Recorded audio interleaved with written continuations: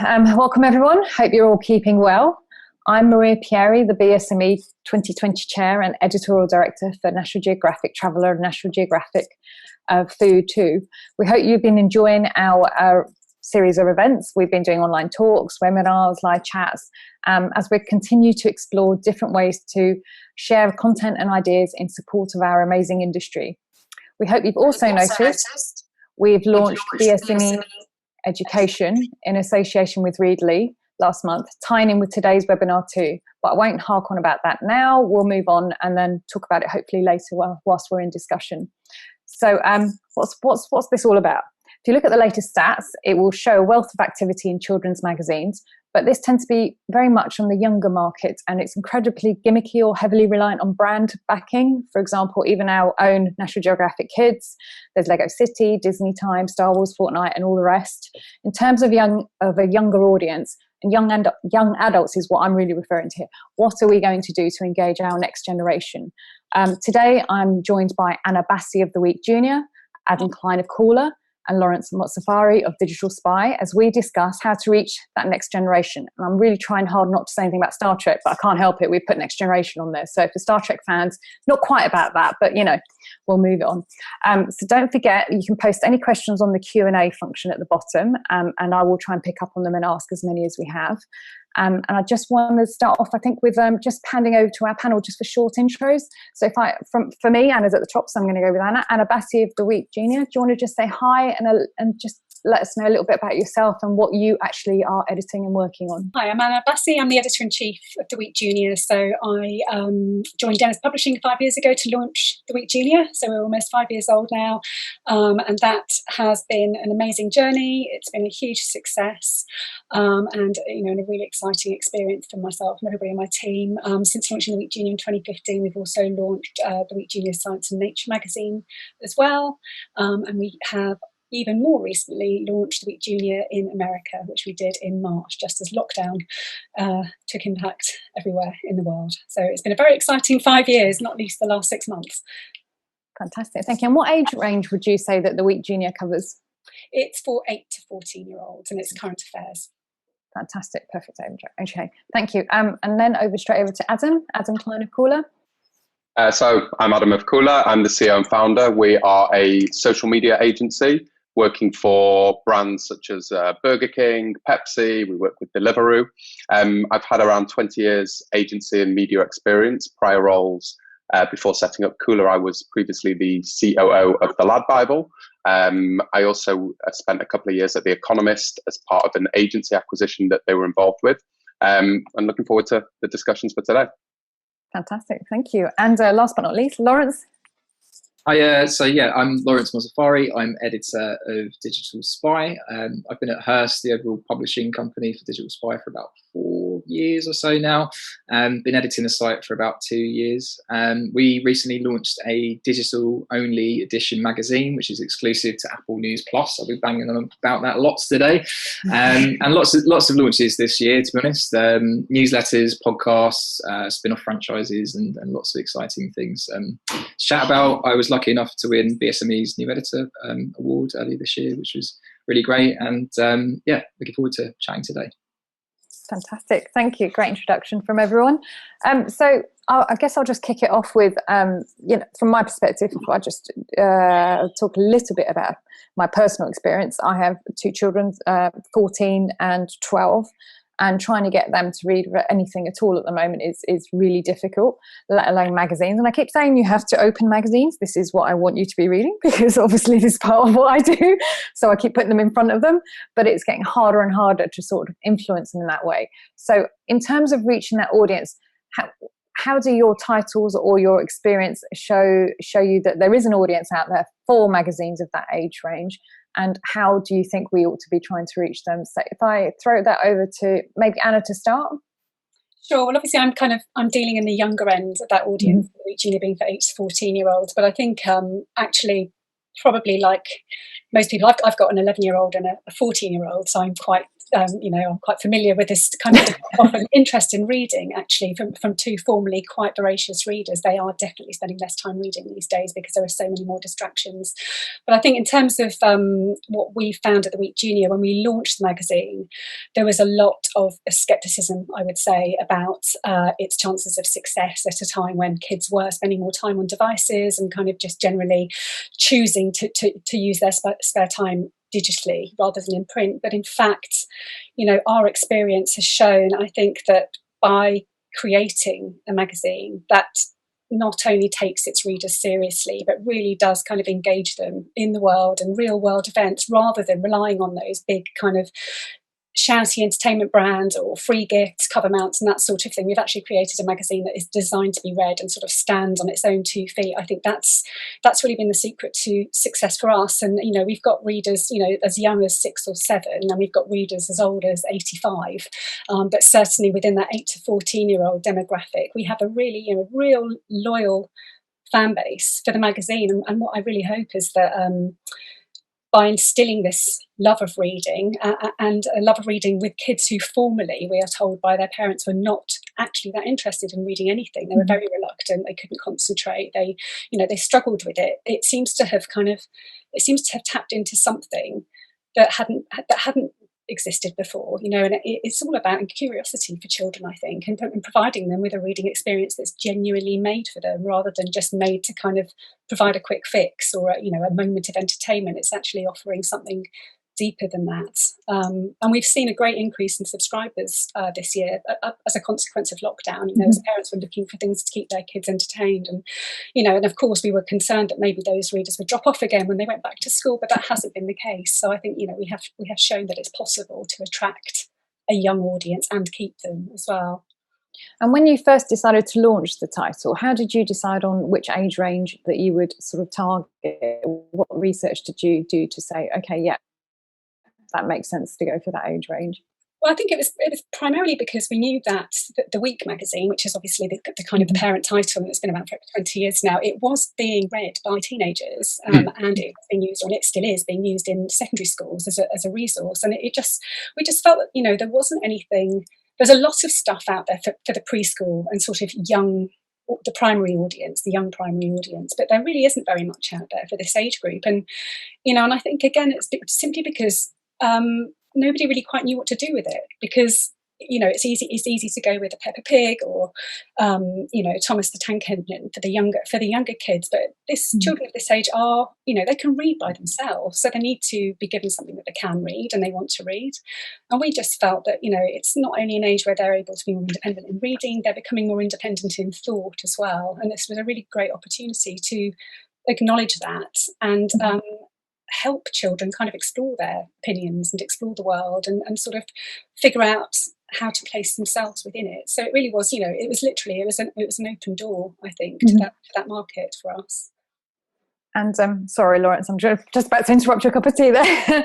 In terms of your audience, where would you say that your audience is pitched at, and how have you managed to sort of connect with them and reach them to start reading, even in a different format?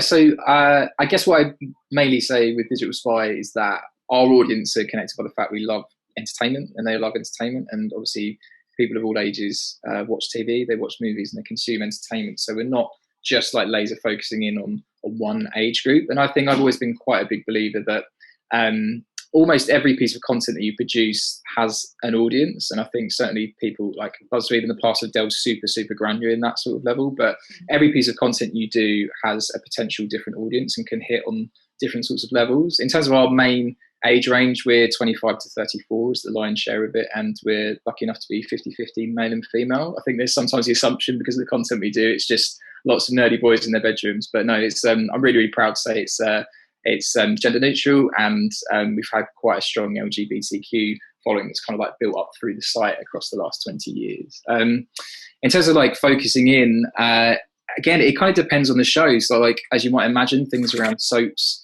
might skew a bit older perhaps, and a bit of a different like advertising bracket, whereas things like Netflix, everybody who wasn't binging Netflix in lockdown and stuff. So there's quite an even spread in terms of gender and also in terms of age of people that are consuming that content. But then you skew over to I don't know, maybe like Sabrina the Teenage Witch or Riverdale, and there's definitely like a younger like teen audience there. So I think depending on the show and depending on the content topic, we're definitely hitting on different audiences with those. In terms of engaging them more, we've always been massive on stats. So one of the big things I tried to bring on board since working at DS is really laser focusing in on what does well and what doesn't do well. So we've kind of tried to steer away from the stuff that maybe doesn't perform and try and pick out themes across content, and then the stuff that really does, like really make the most of that, because I think when you can marry really strong good journalism and the stats and the data, that's when the content really sings. And I think that ethos has definitely spread across into our magazine launch from July. So when you launched the magazine in July digitally, and how's has that been received? Really well. It's been quite a challenge in the sense that Digital Spy in its history has only ever been a website for the last 20 years. So I think it's definitely really helped to build it as a brand, and I think that's the best thing that all magazines can look to do, to be existing on multiple platforms, taking that same strong content that your audience loves and sort of taking it to wherever they might be. So I think the next logical step for us was a magazine. I think there's learnings there definitely when I think things like access for junkets and stuff are digital. Sometimes they can be like 3-4 days in advance, and obviously for a monthly magazine you want it much further in advance than that. So there's definitely been learnings there, but also I think the kinds of content that we're doing has maybe been slightly different to what we might do digitally. So lots more oral histories and deep dives and more profile, luxurious sort of access-based pieces that perhaps when we're focusing more on like the trending stuff of the day or SEO-focused pieces on the website, we've got different priorities as such. Whereas with a magazine, you're going deeper with engagement and enjoying some of the luxuries that only print can provide, or print-style products. Yeah, absolutely.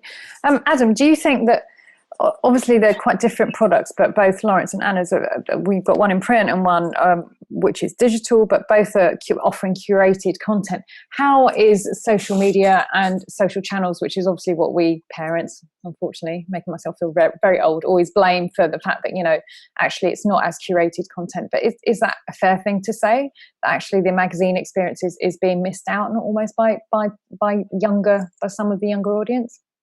I think possibly. I think, listen, it's hard to reach young people. It's always been difficult. And I think there has been an explosion of new apps, new social media formats, and magazines are having to, fight in this really difficult space that everyone's finding themselves in. And young people are hard to reach. They always have been. Brands are trying to reach them. Magazines are trying to reach them. Everybody wants to reach those young audiences. And this audience doesn't stand still. So if I sort of rewind 5 years, the whole world was obsessed with millennials. How do we get millennials? How do we get millennials? Now those millennials are grown up, working, and it's all about Gen Z. And the attitudes, the preferences, the psychographics of this audience has changed since being a millennial to a Gen Z. They look different, they act different, they hold different values. And I think it's difficult.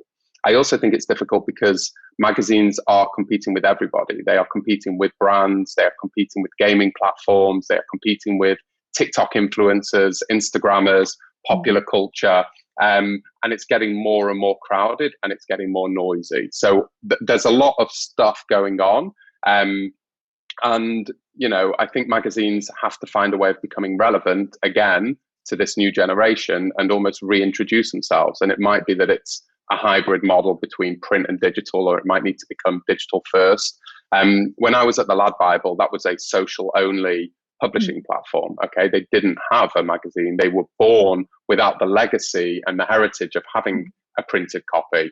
And as a consequence, they acted and behaved probably very different from organizations that were trying to work out what this new world looked like. So I think there's a lot going on. I also don't think the dust has settled yet around what it's actually going to look like. So, there's a lot of change happening all the time. So what do you think? Do you think young adults are consuming magazine content, but in a digital format? And if they are, how are they able to find it? Or is it just, I feel like there is a lot of noise out there for this age group, or for what we're talking about now. There's a lot of noise out there. How do they cut through the noise? Isn't the magazine product something that they can look at for curated content? And how do we, if that's the case, if that's what we're all saying, how do we then reach them for that? Anyone? I think it's hard. I mean, maybe I'll kick off. I don't have the data. I'm an outsider to this conversation slightly, in that I'm not an editor and I'm not in charge of a magazine or a publication. We run social for brands, and I think, but we do have audience insight. We know how people consume content, and I think that the challenge magazines often have, particularly on the printed side, is if it's a monthly, is that information still relevant, or how do you keep it relevant a month later, when individuals are self-curating the information and content they want to consume through Twitter. So I think people are becoming a lot more selective, and they're looking at an individual article they might want to read because it's aligned to a trending topic, or they have found it through SEO, or someone has created a feature of context, and they consume that, but they are maybe less loyal than they were. You know, I think about myself when I was growing up, and then maybe I subscribed to a GQ or something like that, and I would read it cover to cover. But now the world is moving much faster than that. And that self-curation is going to be the challenge. I think when you're weekly, like The Week and The Week Junior are, I think it's still relevant and timely, and it gives a wrap-up. And I know my younger kids adore that publication. They read it every week. They think it's fantastic. But would a teenager, would they have already consumed that news because they're active on social media? And I think the point where you maybe start losing those kids to young people is when they become active on social, which is often, I think, around the age of 12, 13. That's when they start creating their own accounts and they self-curate the content they want to look at. So Anna, how do you think you would, I was going to say, go straight over to Anna. Carroll. No, I was going to say, I'd completely agree with that. I think that is the big challenge. And I guess, from where I'm sitting, I think what's important to me is that actually we've got an opportunity here with something like the Week Junior. We may not be able to keep kids reading magazines once they reach that age, but perhaps what we're able to do is to capture them at an age where instilling a kind of a habit of reading and recognizing the sort of value of good journalism is really important. So maybe if we do lose them when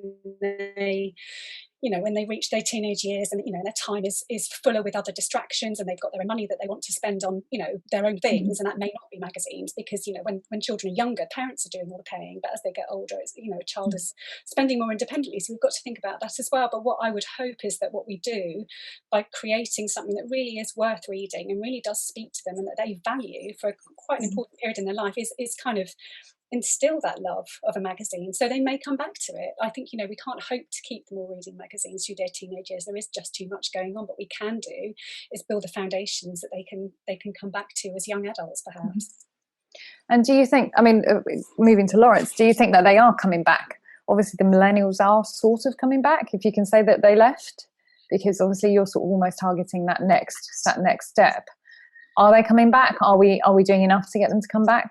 Also after this, we should think about what happens if we don't get them back into the industry. That'll be the harder bit. Yeah, definitely. I think anyone that's worked on the digital side will know that change is a constant. That's something I've definitely been used to throughout my career, and I think that there's a lot the magazine industry could learn from just embracing that agility that startups are back to, and kind of the tech industry does, and everyone sort of idolizes in a sense.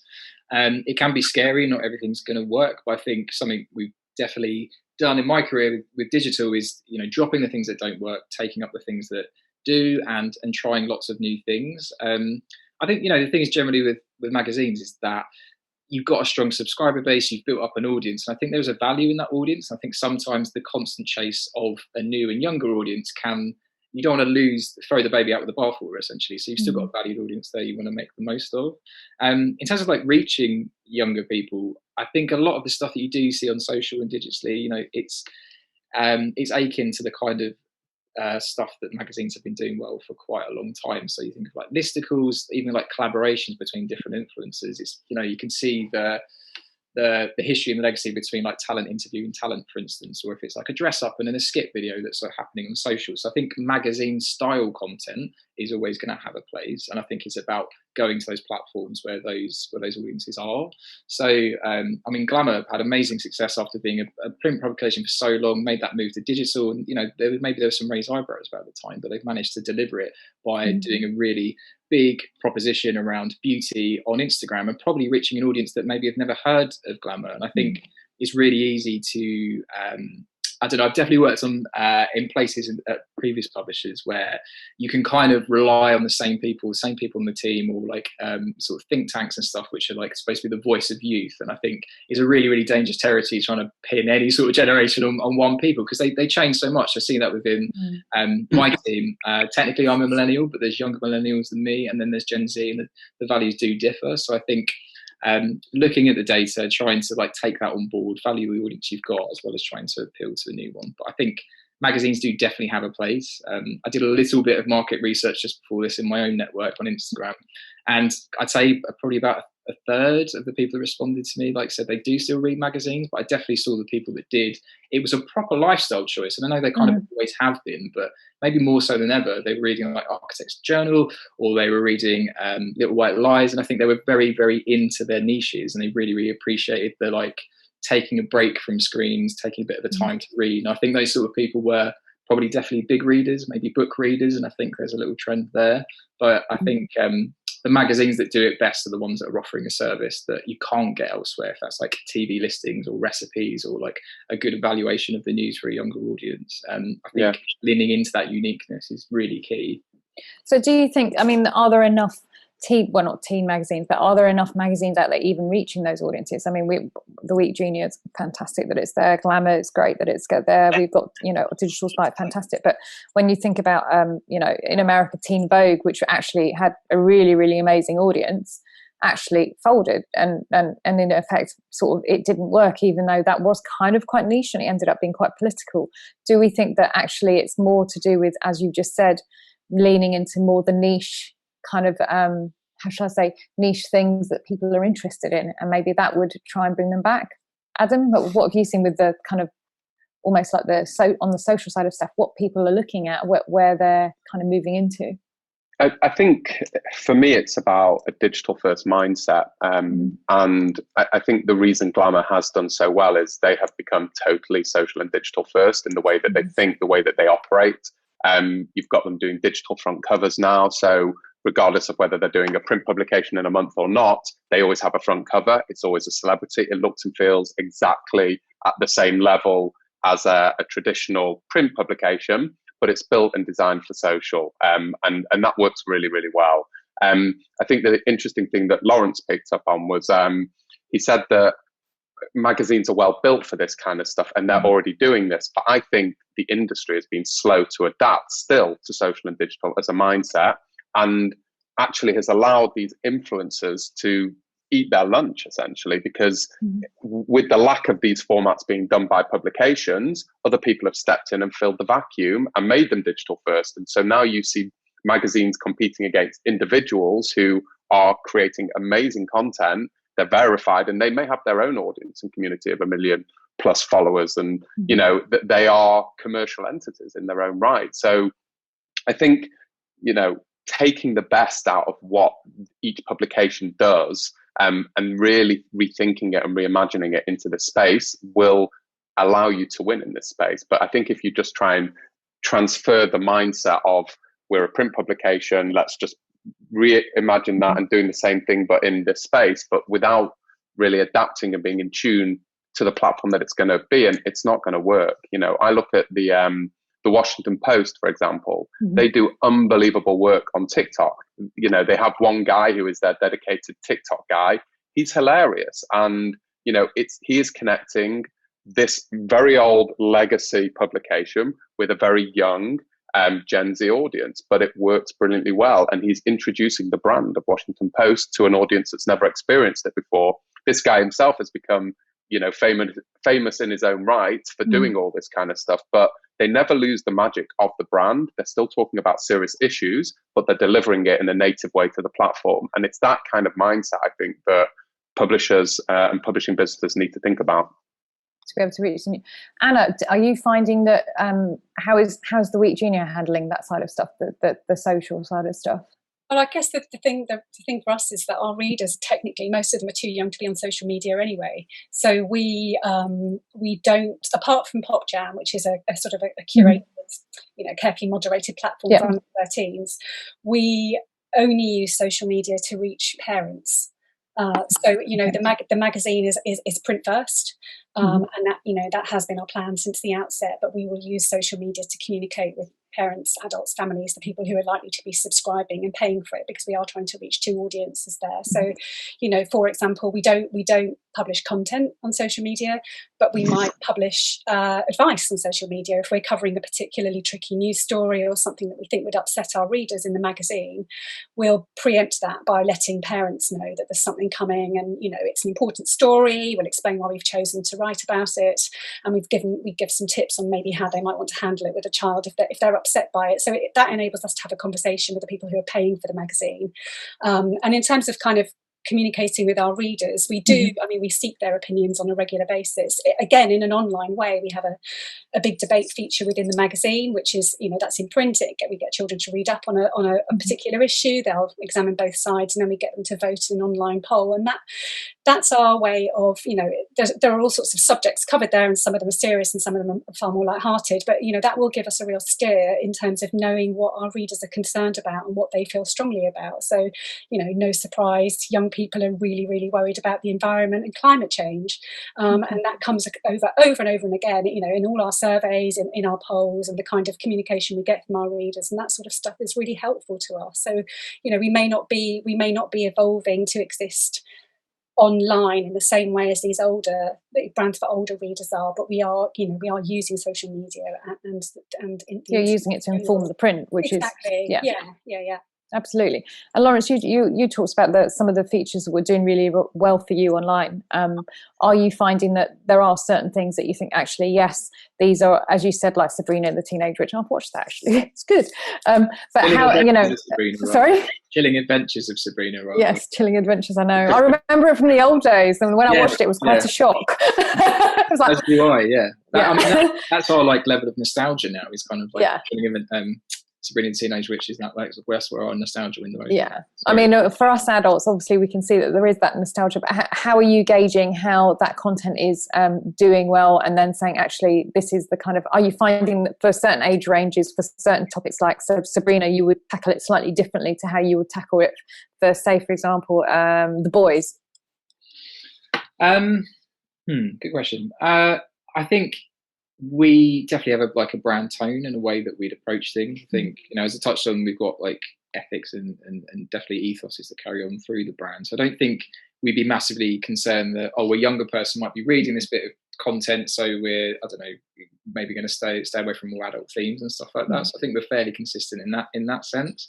I don't think we ever actively search out a show just because it is super, super young, because I think it's about entertainment, and I think good entertainment, if it is that good, will have a big audience, and generally we see bigger shows with more people watching them translate to more eyeballs and more people that want to know about it.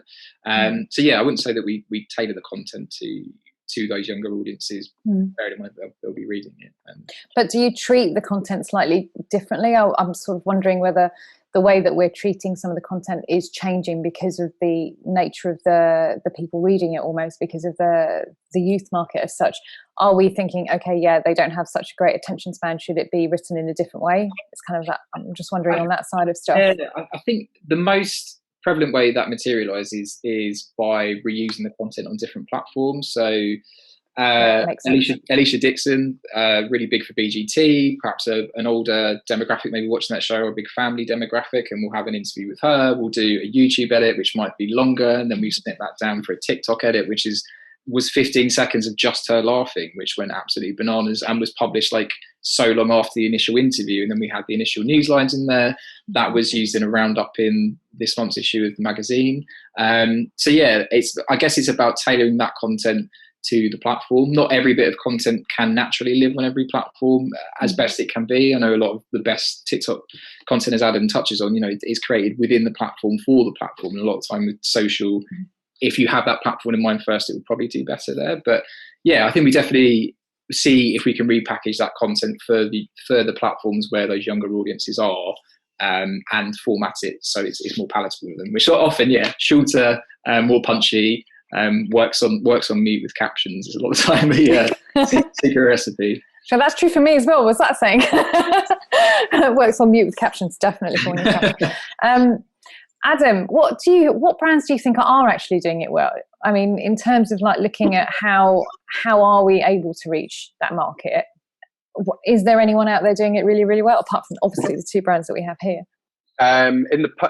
In the magazine space, well, Glamour's obviously doing brilliantly well. I have to say that my wife works at Glamour, for full disclosure. Didn't know that. I let you go with it. It was fine. But actually, for me, it's been really interesting to see how that brand has evolved. It really does have a social first mindset and the digital first mindset. They have gone around this passion point of beauty, and I just think it's really smart. And the audience is growing. They're definitely ones to watch. But I think the magazine industry can really learn a lot from a lot of these social first publishing businesses. So whether it's the Lad Bibles, whether it's houses like Jungle Creations with all their different sub-brands within them, they understand their communities and their audience, and they publish in a native way. So whether it's a brand like Twisted Food, who do this amazing twist on recipe videos, or Bosch, who do these vegan recipe videos, or even the Lad Bible, they're still growing at an unbelievable rate. They understand how to publish on Facebook versus Instagram versus TikTok versus Snapchat. They get it right every single time. I think what they are very good at is understanding the attention deficit that their audience and younger audiences have. They're not trying to convert people to buy a big magazine with 100 pages and read every page. They're trying to capture that 2 to 3 minute of break time in between other moments, but doing it repeatedly. And it's a different approach. It's a lot of video, a lot of articles still. I think when I was at the Lad Bible, I don't know the stat now, but when I was there, the ladbible.com was the 12th most visited website in the UK. I mean, the numbers were eye-watering, and they had more media traffic than any other media publication outside the BBC. So, it can work, and they understood how to really publish and drive clicks back to website. So I think there is still a lot to be learned from those kind of brands, how they get the balance of publishing, how they get the balance of copy and editorial versus video, and what that video looks like, what that curation is around user-generated content versus original content. It's a sophisticated machine, actually, and I think the Lad Bible took everybody by surprise a few years ago, because everyone thought it was a brand of 3 guys in the bedroom, a bit like Laurence said before. But when I left there was probably 130, 140 people in the business. I don't know how many that are there now. There could be 200 plus. And they're doing, formidable work. And so it's sophisticated, and it's a blend of data, it's a blend of curation, it's a blend of edit, it's a blend of everything. And it's an interesting model to continue watching. Okay, I'll have to go back to it. I haven't been on it for a long time, actually. No, I'll have to go back to it. Anna, what do you think is in store for the future for your young readers as they grow up? And how do you plan to convert them into the week, the adult version? I don't have a grand plan for that. I think, as I said before, in a lot of ways, it is just about primarily instilling a habit at an early age. So, if you've got the habit for reading, if you've got an interest in current affairs, if you've realised that the world of news isn't boring, which was the other kind of received wisdom when we launched the magazine, that children just weren't interested in news. Actually, they really are. They really do want to know what's going on in the world. And I think, that if that appetite is constantly being fed by a magazine like The Week Junior, then that appetite will remain once they grow out of it.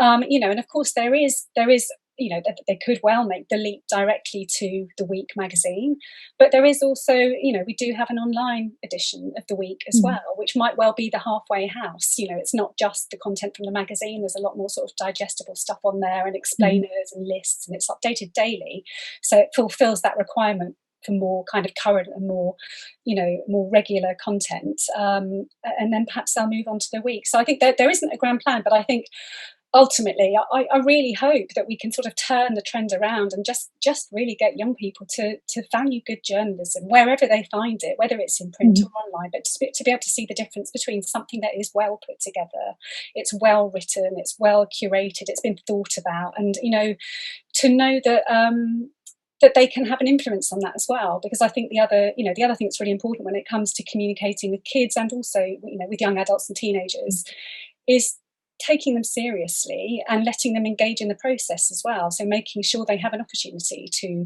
share how they feel about what you're doing, to share how they feel about what's going on in the world, to to tell you what they're interested in. I think there are masses of opportunities out there, and that aren't just about print, of course. And I am very much in the print world. You guys are sort of are beyond that, but I think this is more generally just about good journalism and knowing the difference and and supporting that and building a trust in it as well.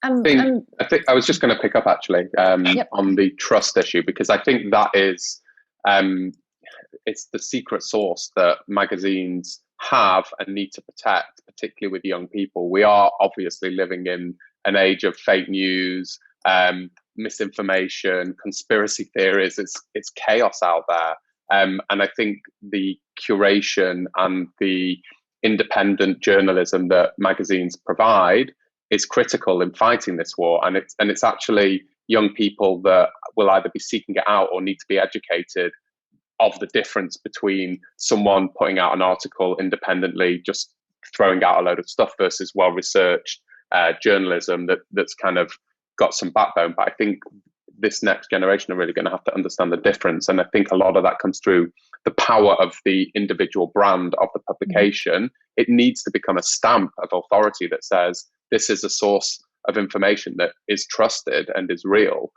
Because I think there are a whole, social media has opened a Pandora's box, and there is so much just content out there, and so much of it isn't true. And so I think this is a space that magazines can really try and take some ownership of, actually. Speaking from our perspective, in terms of as National Geographic as a brand, although obviously one work on traveller and food, that is what we rely on, the fact that the power of the brand, that it is well trusted journalism, and that people will seek us out because they want to cut through the noise, and they don't want to be misinformed. So in terms of as a brand, and the parent title, which is NG, National Geographic, that's obviously one of the top 10 for Instagram. So they're getting something right, which is good to see, hopefully cutting through different audiences.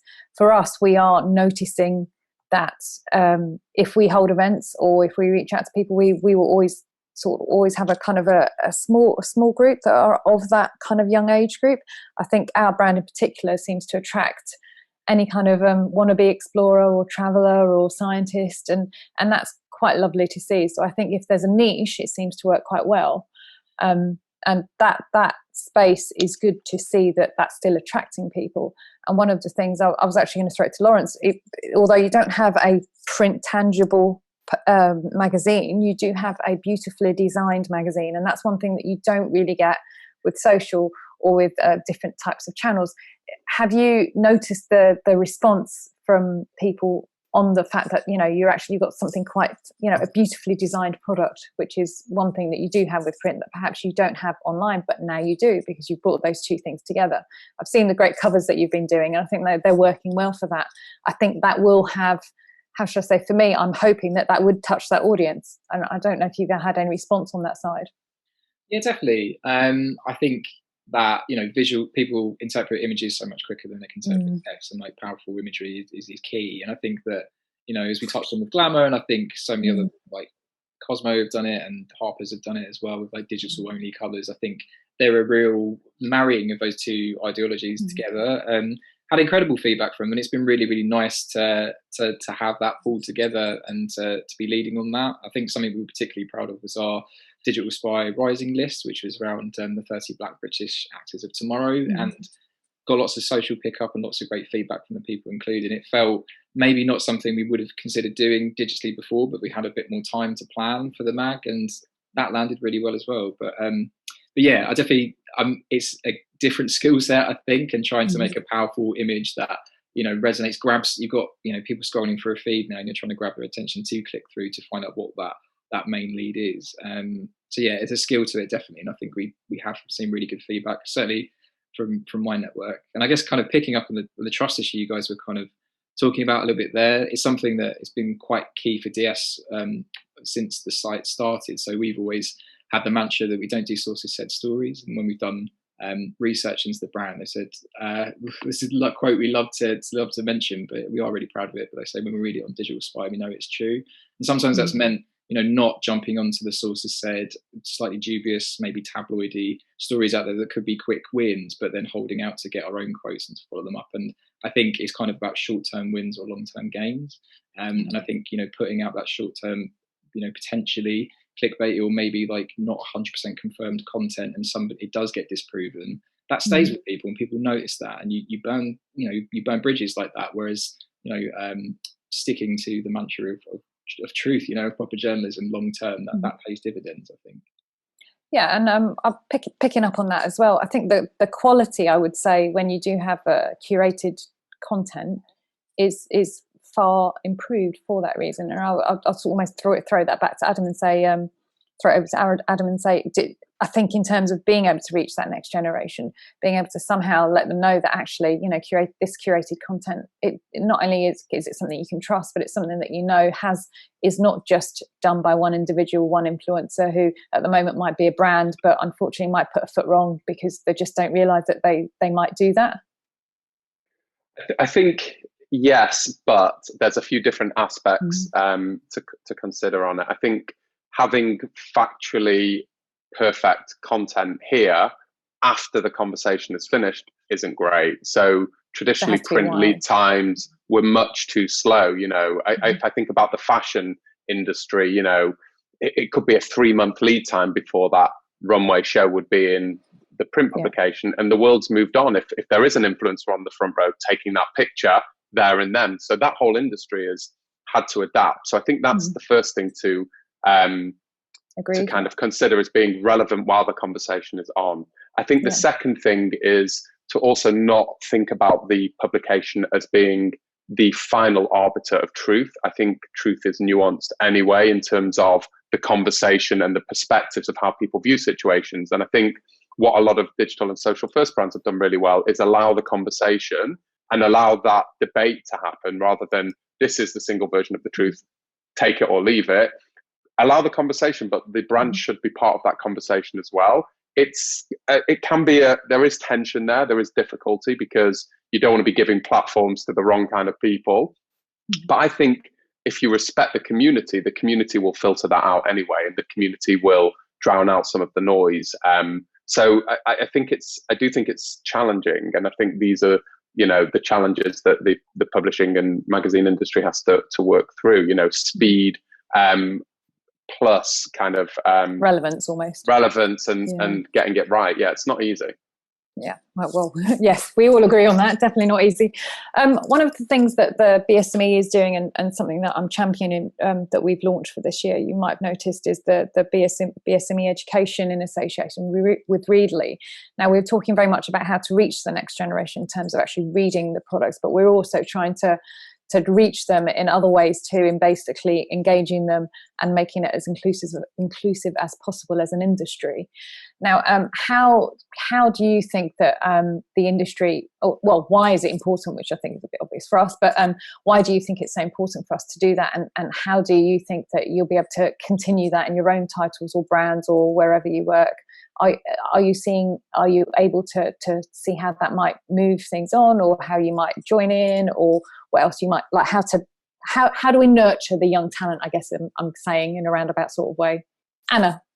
Oh, well, I mean, I think obviously it's important. I mean, that goes without saying. I think in terms of, if you think of it in terms of not just increasing opportunities, which is obviously the first step, is increasing the opportunities for people to get involved, and actually the kind of sort of silver lining to the situation we're all in at the moment where we're working remotely is that actually those opportunities are easier to create in a way, because young people don't have to travel to an office. They can be anywhere in the country or anywhere in the world and do work experience with an editorial team. And we've continued to have work experience throughout lockdown and sort of out of lockdown and back into lockdown again. So you can very quickly widen the pool of potential candidates for jobs that way, and open it up to a lot more people. But I think the other thing to think about is that, something that's really important to the younger generation particularly is authenticity. It's very important to them that the content they're consuming is authentic. One of the things that we've really been talking about a lot at the Week Junior recently is like, how do we bring in more voices to the magazine? Because we are, the Week Junior is supposed to be quite objective. We don't actually impose our own opinions. I think that's something that's important to us as a publication for younger children, that we're not trying to impose our opinions, but we do share opinions on our pages, and we share experiences, and we need those experiences to be quite authentic. So obviously a more diverse and inclusive workforce will make for more diverse and inclusive content quite naturally, and therefore there is an advantage to everybody. There are more people involved in the industry. It becomes more accessible to more people, and then the content you're producing is actually going to be more engaging, more authentic, and more appealing ultimately. So there are great business benefits, and there are obviously I think attracting young journalists into the business, it will also come back to us sort of being able to extol the values of journalism as well, to show that this is a really worthy industry to be in, whether it is entertainment or education or travel or food or whatever it is, that we are actually providing a really important service. And I think again this comes back to demonstrating value and gaining trust and showing that we have an important role to play. Yeah, of course. And thank you. I believe that you'll also have some of our BSME interns with you interning. Yes, so that's great to see it in practice as part of that education initiative. And Laurence, what about you guys? I mean, how are you encouraging the youth of today to get involved? Well, Hearst is running a internship program at the minute in partnership with Spare Room. So in assuming everything is COVID safe, they'll be paying for accommodation, obviously, because another big barrier is be able to live in London and be around where like a lot of the media hub is. So we are providing accommodation and a paid internship where the applicants get to select a few brands, including Digital Spy and the likes of like Elle, Harper's and Cosmo to work at. But I think generally from a Digital Spy perspective, diversity and inclusion is incredibly important to us, and we continue to work, and I think it bleeds through the content, and I think it bleeds through everything you do. And I completely agree with Anna, like that. Virtual placements and stuff is such a great opportunity. I do a bit of lecturing on the side as well, and you do tend to see the same kinds of people coming through, and even lecturing in different kinds of universities, but perhaps like different groups in terms of like class and stuff. You do see a difference in, I don't know, how precocious and forthcoming they can be in their confidence. You can definitely, in good ways and bad, but you can definitely see that some people maybe need a different sort of level of attention and care and support than maybe others might do. And I think to speak to the importance of diversity as well, if we, as well as age, but I think, different ethnic backgrounds and different classes and stuff, diversity is a good thing. And we know that, the makeup of the country, it's only going to increase over time. If you want, these are potential employees to create the content, but they're also potential consumers as well. And by excluding people, so people have for so long, there's people that are going unheard. So yeah, I think it's incredibly important. I think the media generally needs to do way more about it. But for now, an internship early next year, and hopefully more to come on that front. Yeah, Hearst scheme with spare room is actually a fantastic scheme. I think if you're not aware of it, it's worth having a look for that and seeing if you can encourage as many. I should add, closes on the 6th of November in case. Very quickly. Okay, so encourage anyone that to apply for that, because that does look really good. Adam, what about on your side? How are you encouraging the next generation to move into things? I think it's similar, to be honest. I think that across the sort of marketing, advertising, communication industry, there isn't enough diversity. It's a massive challenge. It starts with the number of diverse candidates that come through the door, and it ends with watching candidates progress to senior positions in organizations. And I think this year with the BLM movement, everybody has had to take a much more drastic look at everything across their business and understand how they're going to attract more diverse talent into the organizations. And, we struggle with it, quite frankly. I don't think we are, and by any means, perfect. And I think it's something that is firmly on the agenda for me and the hiring team to try and work through.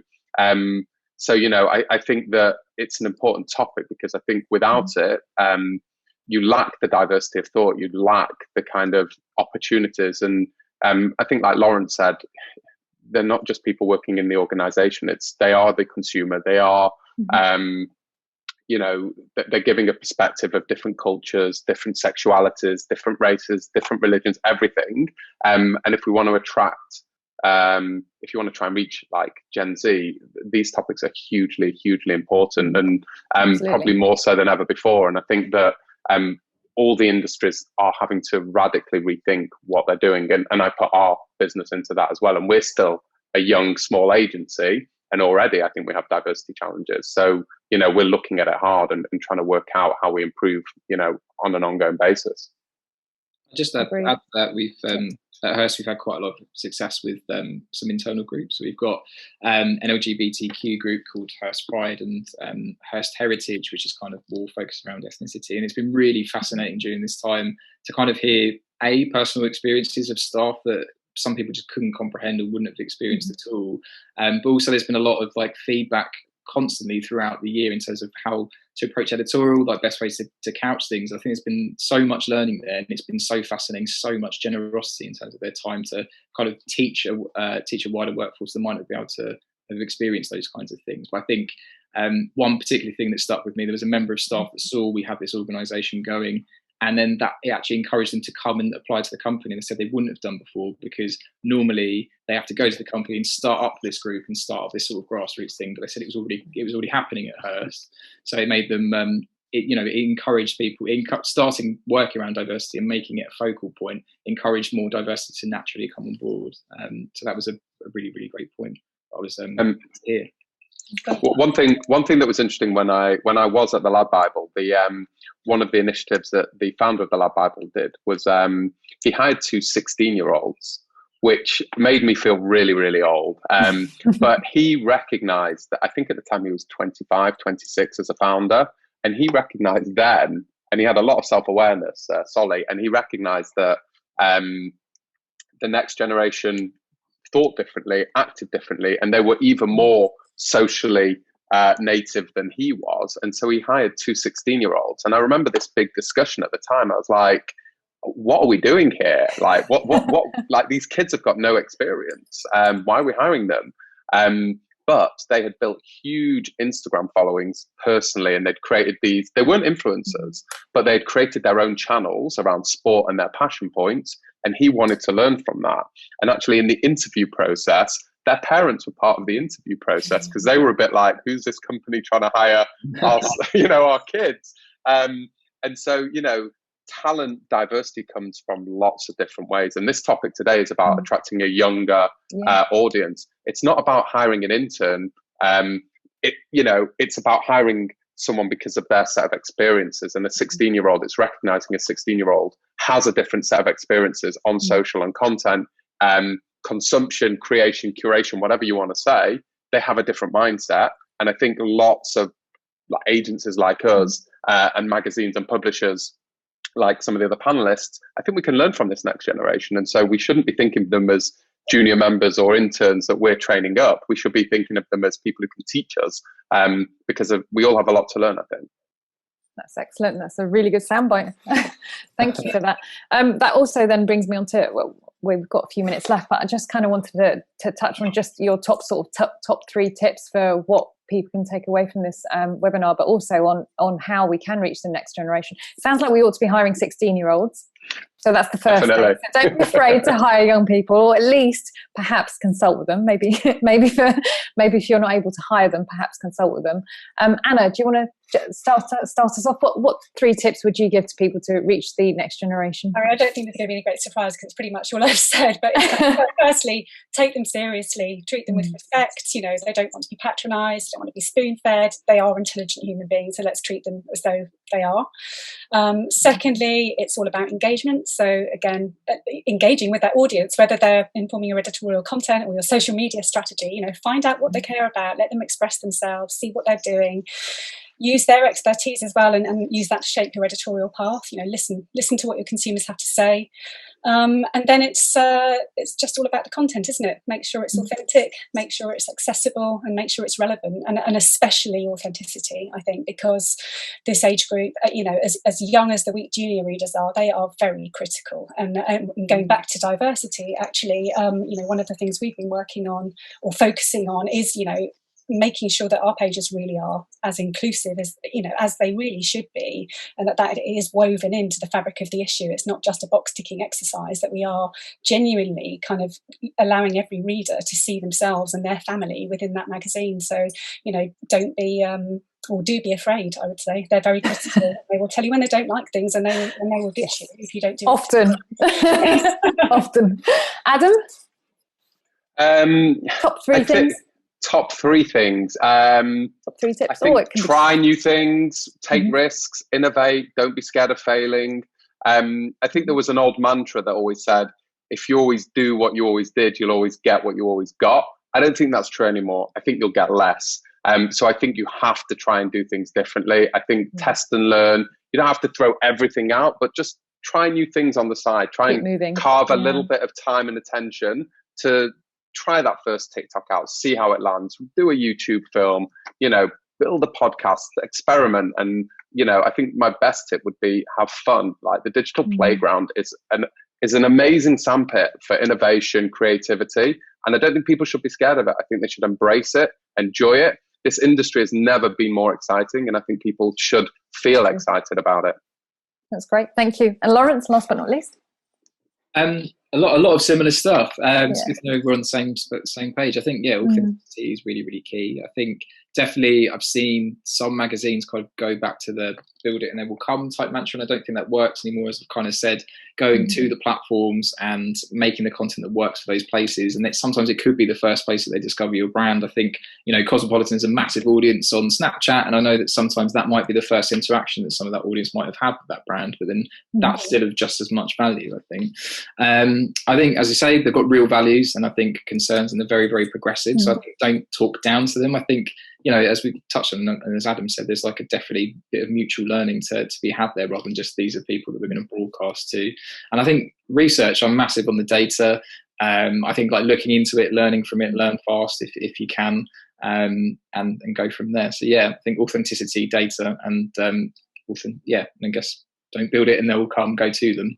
That's fantastic. Thank you. That's really, really good advice from all of you, and thank you for partaking in the little chat that we've had today. It's been really, really interesting. Even for me, I feel like I need to go back to my company and say, when you said TikTok was too young for you guys to look at as a platform. That would be amazing. I did approach them with it and I said, look, come on, my daughter's on this permanently. She started off on Pop Jam and then's gone to TikTok. And I'm like, come on, she's on it all the time. I'm trying to get her to read the magazines. It's we want people to, so maybe it is a case of even the established brands need to consider even every kind of social media outlet. Well, TikTok, for example. Anyway, thank you again for joining myself, Anna, Adam, Laurence. It's been great, a really good chat. Keep a lookout for our next events. Follow us on social and be excited about our upcoming BSME Awards. The online event will be announced very soon, and we're all going to be busy shortlisting and sorting all that side of stuff out.